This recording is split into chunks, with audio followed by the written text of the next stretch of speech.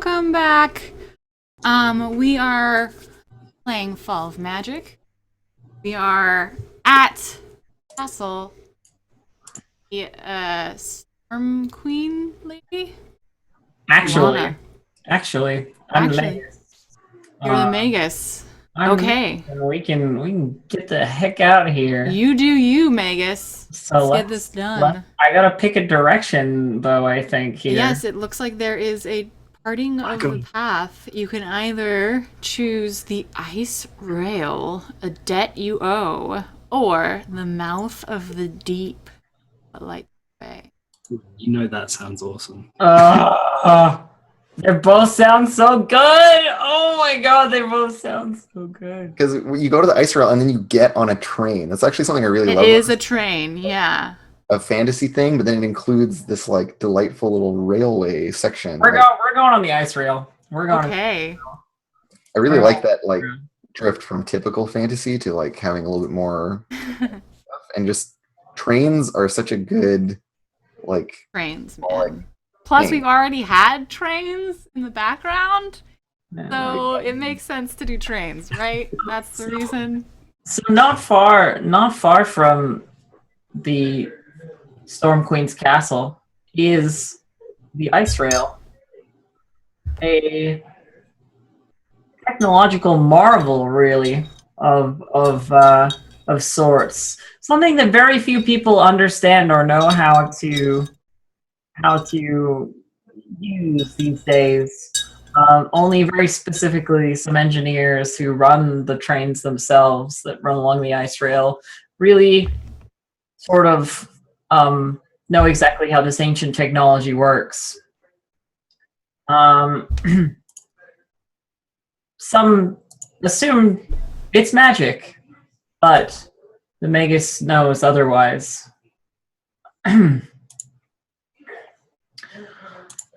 Walking along the road down to the platform to await the arrival of the next train car. The Magus stands and thinks to himself about where they've been and where they are headed and how they'll get there.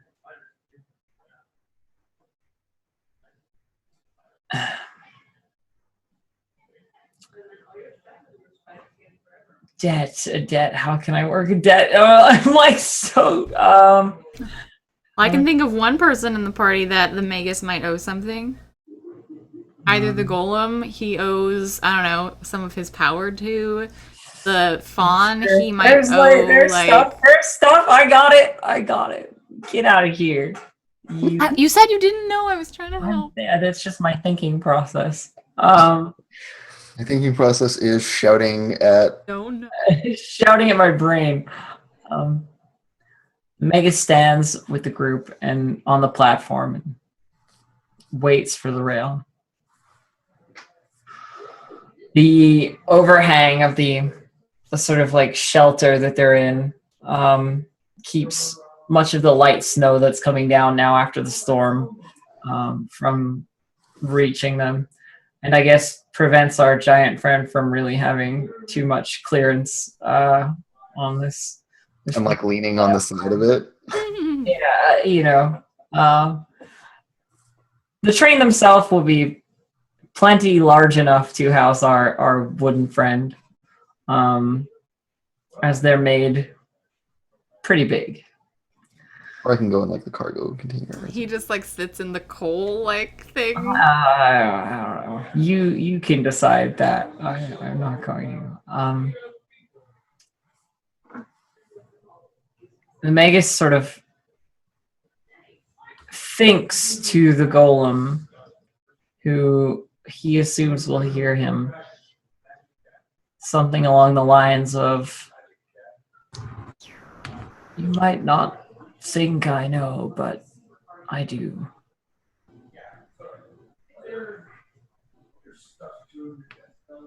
Yeah, you feel how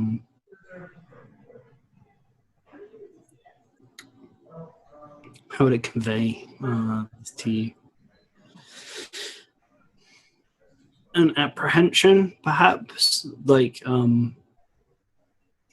maybe you can feel like if you can feel the power of the golem kind of around you as the mage just like as you're stepping even like towards it, you can feel like pulling back, like as if there's like a wind on your clothes and it's like tugging at you kind of like a little bit backwards.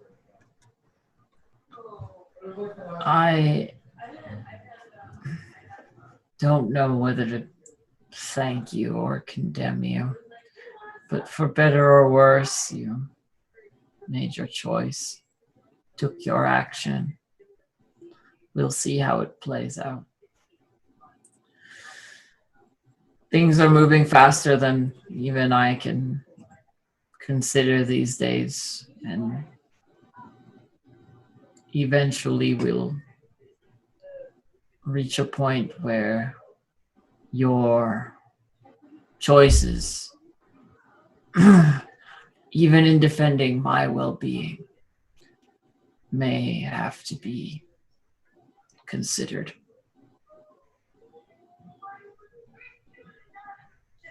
Yeah, and you feel that the tugging against you kind of lets go, and you feel you'll kind of drift away momentarily. Almost, it's not like sulkily, but it's like brooding, perhaps. Mhm. Like moves down the station to like a further point. And I think that's the scene. I think that's it. Right. The debt between the Magus and his golem. Or the debt owed for the life of the bishop. Yeah, just like the golem needing to pay for what it's done. Well, my turn to pick a thing. It is indeed.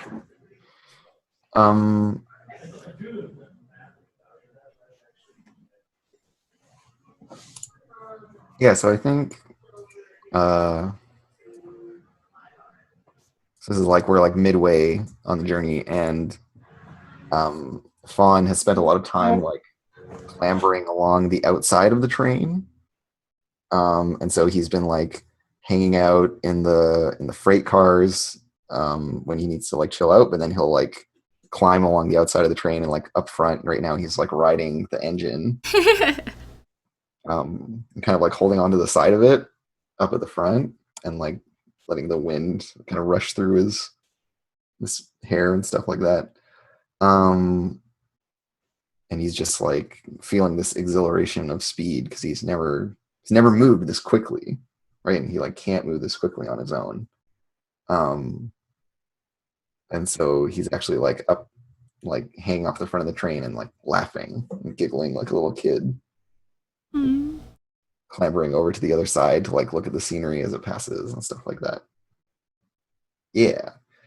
And so yeah, it's just like as he's doing that, like a little bit of the like bark around his joints that was, you know, making him more rigid and stuff just kind of like sloughs away, and he's actually like more mobile and more like his old self. Like presumably at some point he was more human like.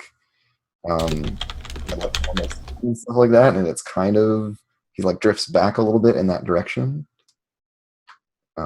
And it's not clear if it's like the wind tearing the stuff away or just his like lightness of heart letting it fall. And that's my scene. Very cool. So I'm gonna go to the passenger car. River kind of after her, I guess, she kind of spent the rest of the time at this Castle Stormguard just sulking, I suppose. Like she's determined that she's going the rest of the way, however long that is, but she kind of regrets her decision to ever go in the first place. And the queen, or maybe one of the queen's like maidens or something, I don't know. She's a Viking queen. She probably did it herself. She saw River and she saw how ill-equipped she was for the weather, and she offered her I don't know, warm socks and a better cloak, and kind of just tried to reassure her without broaching the actual topic of why she was upset. And so River's a little bit happier as they wait for the train, but she's still kind of keeping to herself. And when the train actually like pulls up and she sees it, like it's this machine like nothing that has ever like she's ever seen before. Like the most they've had are like carts with like horse carts. Like train is not even close to anything that she's got experience with in her little fishing village, and so she just like literally her jaw drops. It's this dark like black snake on the white snowy mountain track, and it looks kind of scary because the engine is like you can see the glowing of the coals inside and it's belching out all of this black smoke, but it also has this kind of foreign like power to it, like raw strength, and it's just really impressive to River, and the Magus is just kind of like whatever, and they board, and she's just like touching everything like gently, like oh my god, we're in the belly of this like machine snake. Yeah, it's like a giant iron dragon or something. Yeah, and she Fire. just like the inside is like more plush than ever like encountered before, and it's what she would expect from the interiors of like Castle Ravenholm. Like the seats are all padded; they have actual like fabric on them. They're not just made of wood, and That's true. What's this?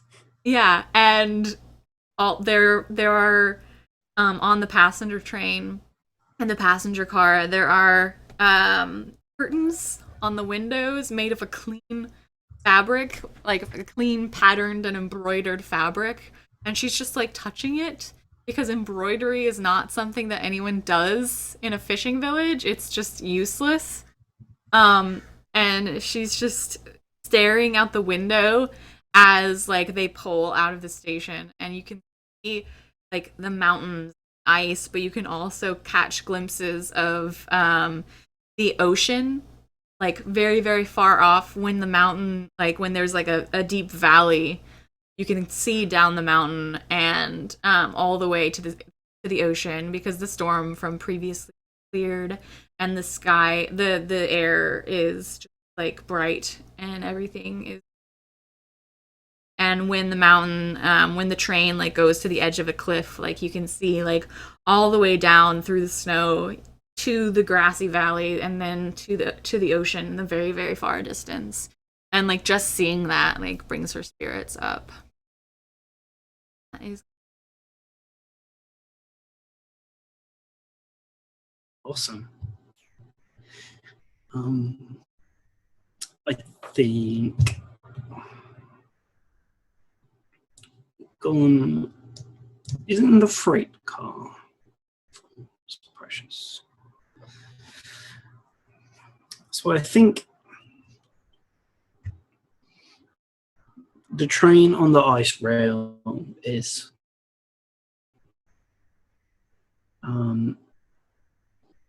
something that, while it seems to fit within the world, it makes sense. There are scholars and texts detailing the machinery of steam power, though seeming, again, like the others have said, like sorcery in its own right. The golem can feel the strangeness of this invention, of this technology, and is kind of uncomfortable in itself with the lack of any energy that it can draw upon to sustain itself whilst on the train. It's all like cold iron, steel, and steam. There is no are no elemental forces at work, save for the boiler. And so, yeah, it's a very odd feeling for the golem. And so it roams through the passages, through the cars and the train, until it reaches the freight car. And inside it finds a couple of people like huddled together, some of the boxes and like crates of cargo. And it can feel from them their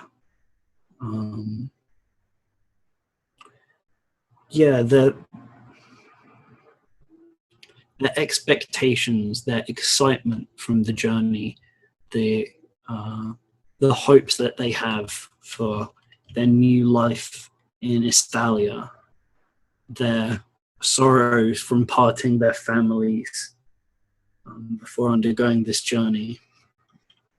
And those raw emotions, those feelings, those ideas of the journey are kind of enough fragments of energy in themselves to help sustain the column. Well, it doesn't draw over much. The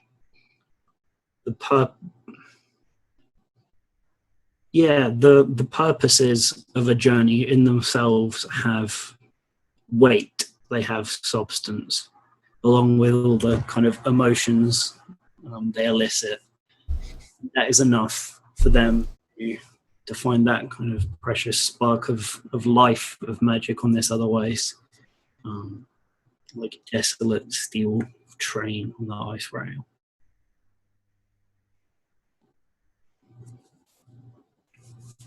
Yeah.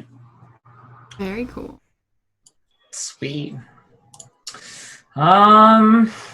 It's my turn, right? I'm not crazy. Okay. I think I'm going to go for the honest conversation. All right. The dining car. The dining car is it. Sorry? Kind of implies that all conversations that are happening elsewhere are not honest. Doesn't it? We're gonna get an honest. Let's just call it a conversation, you know? The dining car is even as comfortable as all the rest, you know? Though it's more sort of separated into chairs with sort of like plush benches with tables and facing each other where you could sit down and have something to eat and talk to people and so on. The Raven finds herself there, Harp finds herself there to get a cup of tea, because tea is life and tea is glorious and helpful and soothes any doubtful thoughts, you know? And she's brought River with her, if she can. Yeah, absolutely. And hopes to repay that tea she got from her back in the woods. You know, far long ago. so long ago, actually, you know, at least weeks ago in the Oak Hills. She goes up to the counter and she orders from a very, genial sort of server person, gets 2 cups of tea and brings them back to the table where River is sitting and waiting, I suppose. And she sits down across from the other woman and says, so why are you here? I am here because it was seen as a great honor in my village to be needed by someone of such stature. I guess I didn't think twice about what it would require of me. I understand that. The Magus calls and you answer. I've been doing that for more than my life, she says as she sort of stirs her cup of tea. There's puts some milk in, stirs it with a little spoon. So, do you know what the Magus is going to ask of you? I thought I did. When we started this journey, I thought perhaps the Magus just wanted the comforts of home. He can't have always been a Magus. He must have been a man at one time, a man who wants a warm cup of tea and some fresh bread, just like anyone. And I thought perhaps that was my place. Maybe I would be the homemaker during our journey, but the path through the mountain proved more than I was capable of handling, and wouldn't it have been better if he had chosen a warrior or a swordsman or someone who could protect him? I don't know what I am here for. I was wondering because I'm not sure either. For you, I mean. I usually there's some rhyme or reason to what the Magus does or says or tells me to do or lets me know about, or he's been very distant recently and it's worrying. You do know what we're looking for. I've been told that magic is waning in the land and that our journey is Keep your voice down meant just a little, to... you know. Oh, I don't want to alarm anyone else. right. I'm sorry. I've been told that the Magus wishes to restore the power of the earth and the land and the air to what it was, so that he may pass on a better future than what it currently looks like it may turn to be. He does. I don't know why, and I don't know how. I've just been told that it was asked of me to come along on the journey. I would not say no to the Magus himself. He does ask strange things sometimes, but all of us have our reasons for coming along to preserve magic or have a person, to make sure that this, I don't know, force comes back into the world. I feel that I'm almost selfish about it, and it worries me that it might not be the way things work out. I trust in the Magus, and I trust in the end. I trust in the magic. If powers that be, whatever they are, feel that this world no longer needs magic, then maybe it doesn't. Magic certainly makes our work easier, and being able to have some kind of say in whether the catch will be good one day or not does certainly provide us with comfort and strength. But if the magic is dying, maybe it's best that we give it a proper funeral and learn to live without it. Or maybe it's best that we give every bit of energy we have into bringing it back. Maybe we haven't respected it as much as we need to. Maybe we've taken it for granted and now it's waning without the proper... I don't know what it wants from us, but I am no one's guide. I'm a fisherman's wife. I, as you said, trust in the Magus, but he has been so, as I said, distant, and he hasn't told me where we're going or what we're doing. I'm just following along, and I'm not used to traveling this far. It's been a long time since It's been a long time since I went so far. And she says, I have a personal thing to ask of you.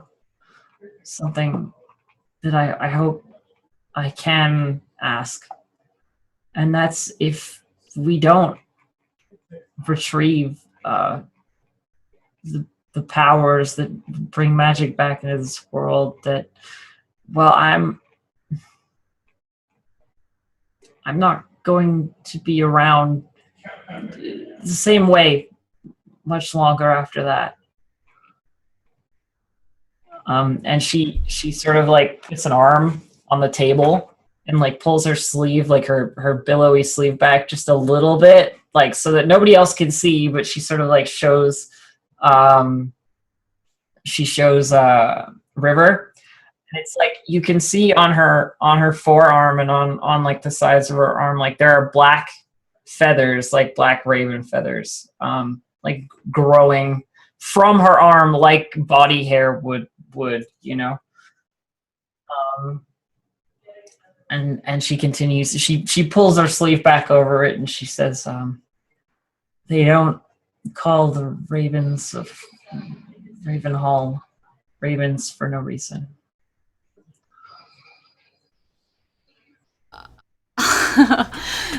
River is kind of like, I mean, she the magic that she knows is ordinary. Knows the existence of arcane magic and shape-changing magics, and obviously there are giants now, but she never thought that magic could turn someone from a bird to a person back into a bird again. And so she's kind of like sitting there, like her jaw's a little slack, but not actually hanging open, and kind of trying to process this. And like she swallows and like takes a sip of her tea and like looks out the window and back at Harp, and she says, as I said, I am but a fisherman's wife, but if there is anything in my power that I can do to either help you or help you from reaching this fate or making it more comfortable for you when you do, I of course will. You've been my companion on this journey and the only person I really feel like I can speak to.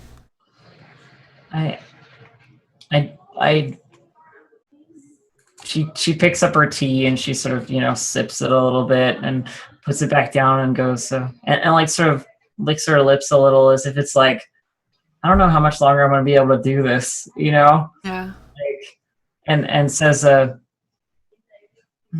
don't know how much I'm going to remember.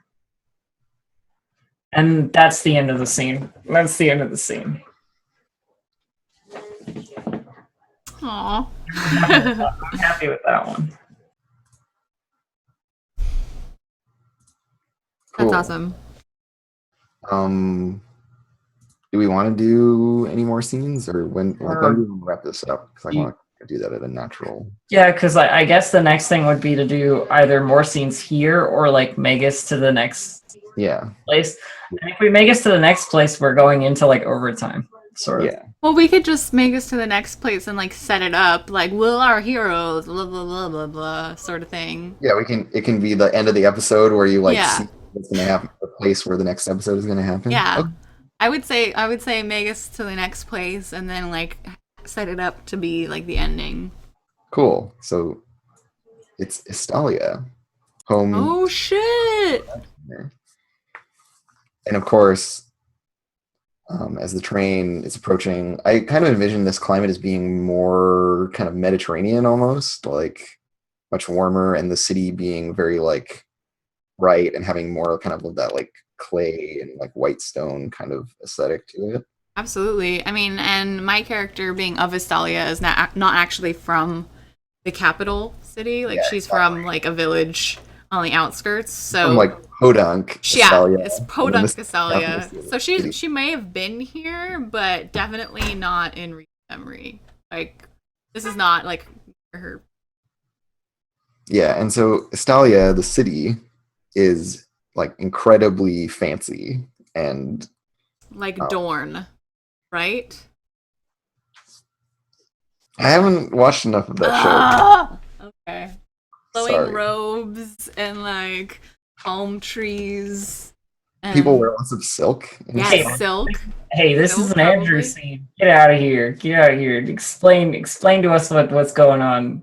And so I think the last part of this train trip, I'm really in my mind, it's like the scene in Spirited Away where she's on the train like overnight, and there's all the like people getting on and off. Like there's very much that kind of energy on the approach of us being very like lonely and isolated on this train, and comes into Estalia in the night, and so we see like the city lights. And although this is kind of like a medievally kind of place, it's the amount of light, because it's such a like magical place, the amount of light is kind of akin to like a modern city.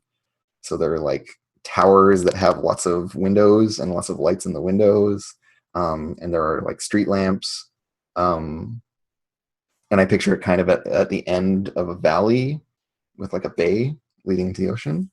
um, and so we're like coming down through this valley, and you can see the city glowing in the distance.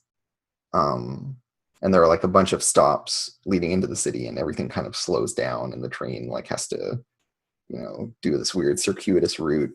And so there's all this like anticipation, and also all of these people like leaving the train. And by the time it actually pulls into the center of the city, there are way less people on it, and like the car that the Magus is in is gone empty. um, and like the station that we arrive at is also empty, and like no one else seems to get off the train at that station. And so it's just like the four characters standing on this empty train platform at night. And there's like very little, there's like some lights up above, but no one's around. There's no sound.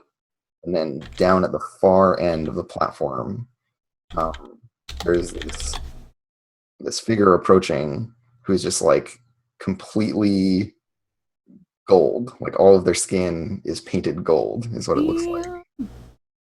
And they have this like placid mask over their face, and these like big long kind of cream colored robes with Celtic like gold chains as like a belt, and like this like sash of gold. um and even at this distance, you can see like twinkling on their fingers from all of these like magical gemstones and stuff. And so this gilded figure is like walking down from the end of the platform and like raising its hand in a like very formal greeting. And then we like roll credits. Dude, that's epic. Yeah. Super cool. That was a great visual. Oh my goodness. So that is where we're gonna end it for today. That's the fall of magic. Definitely not over. There's definitely That more was so story good. to tell. I feel like my map just disappeared forever. I feel like we are here in Australia, and then there's still an ocean journey and like a bunch of other shit to do. So we could definitely make a whole other episode out of this next time Adam leaves. What? Easily good. And What just are, looked across to what's on the other side of the sea. Holy shit, we have to play this again. Yeah, we really, Yes. really do. Oh my god, we do. yes. It Wow. looks like it's a lot of things, and I'm excited to potentially go across some islands and to the rest of the journey. But what did we get out of this? I think for me it was kind of like the first dabbling in being the storyteller as opposed that was kind of interesting to me because I like role-playing game. I'm really new to role-playing games, but not necessarily new to like storytelling, and it's interesting to be having to do it like in the moment and trying to tell the most interesting story that you can with enough description, but not so much that it gets like confusing because it's not written down. Like you can't go back to the previous paragraph and read it over again if you miss something, you know? So you try and be descriptive and set the scene, but at the same time, you don't want to overwhelm the people who are watching with too much information, because then they'll be like, wait, so what is actually happening right now? But I liked it. That being said, I don't think I'd be like, from this, I'd be like, I'm totally ready to GM my own campaign. Like, no. Like, if anything, I learned that it takes a lot of effort and preparation to have, like, practice almost, to have, like, the ability to make shit up. You gotta practice to just have it roll off your tongue as though you already knew it was gonna happen. And games like this are such good practice that way, right? They like, really are. Absolutely. Just like, here's a prompt, go, like make stuff just up. Do it. You already know what's going on, just do it. And that I think it does such a great job of giving you those little kernels to build from.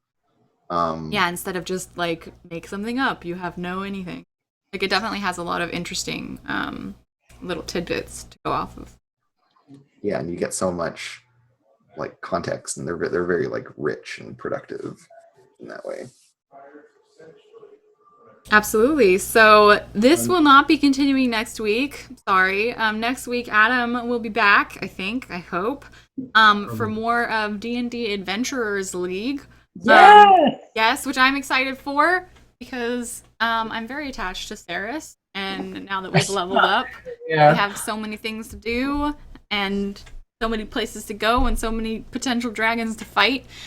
So make sure to come back next week, same time, same place, 11 a.m. Pacific on twitch.tv/Roll20 app. All of these this adventure will be put on the YouTube and also available in the Twitch past broadcasts and highlights. We will get an idea of when we may be able to continue it when Adam returns, but we will. I think we're all of the agreement that we'll definitely come back to this. Yeah, we're definitely all on board that like we should do more. So next week for more Adventurers League, Thursday at 11, and we will see you guys then. Have a lovely... Oh, wait. We have to do the thing where we tell everybody... We have to do the thing about the people and stuff. Yeah. Okay. You, Elf. Tell us who you are. Okay. I'm Distracted Elf, also known as the Raven from this game, and Zahiri in D&D. I stream at twitch.tv/DistractedElf and do all kinds of gamey things. I've been doing some like talk show style stuff with like talking to yesterday I talked to my LARP's like head GM on like a talk show. He just sat here in this chair and we just talked for like 4 hours about LARP. So if you're interested in the LARP stuff, that's awesome. I'll have to check it out. And it's like versus tabletop and like what one can bring to the other and so forth, blah, blah, blah. Like cool stuff.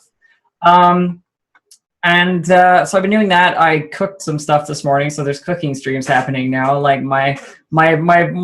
I'm diverse now. I'm so diverse. I'm everywhere. Not just killing your 50 subs. Not just killing my subs, but also doing that though. You can still tell them if you fed them the food. Yeah, so twitch.tv/DistractedElf. You can find me on Twitter at the same place, at DistractedElf.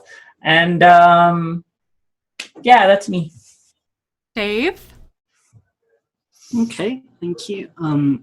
Hello, everyone. Goodbye, everyone. I'm Dave. I am Dave _the_human on Twitter as well. Gosh, this was a lot of fun. I've not done a story game before. I absolutely wish I knew this existed and had played it before I finished the writing half of my degree. That would have made for a way better story than the one I ended up with. This is really cool. But if you'd like to see some more of me, perhaps, I've started streaming a bit more often, very incredibly sporadically. Like I last streamed at 4 a.m. my time because I don't know. That was a bit weird. So yeah, you can check that out on twitch.tv/Orath. AUWRATH, where we'll probably be ramping up for the Math Squad Community WoW Guild. So I'll probably be playing some more Warcrafty stuff. And I'm making myself overlays. Yay! But that's that. Thank you very much. And Andrew? I'm Andrew. You can follow me on Twitter at CommutingCrow. You can follow me on Twitch, twitch.tv/actualfactual. And on Twitch, lately I've been streaming minis and painting of minis. So stuff like this guy. Dude, that's sick! I've been painting up. So if you want to check some of that out, I will be resuming that as soon as I fix my computer, which requires money, which I have none of. So it's like pending that stuff. But yeah, I'm going to get back into streaming stuff soon, hopefully. I'll keep you all posted on my Twitter. So follow me on Twitter if you want to know if I'm streaming. Very cool. So yeah, follow all these 3 people. I am Blue Jay. I'm a full-time variety streamer on Twitch. This is my first epic adventure into D&D, and it's been amazing. I also play games and stream cooking, and I recently did a coloring book stream, which was like the most like zen thing ever. I just colored a Star Wars coloring book for like 6 hours, and Amazing. It was majestic. Awesome. So that's me. I'm just a huge nerd about all the things all the time. And me and my chat were actually discussing the other day, delving into the new performing arts category, and doing some theatrical readings. So that could be really fun. That would be awesome. Yeah, look out for that. And then on Saturdays, I do a weekly comic book show. So if you're into comics, Saturdays at on twitch.tv/BlueJay. That is what I do. That is all of us, and we look forward to seeing you guys again next Thursday with Adam, the GM, back and full of stories from GenCon. So I hope he's jealous he missed it. he's gotta be jealous because it was so good. All right, have a lovely day, everyone. I will see you on Thursday. Bye.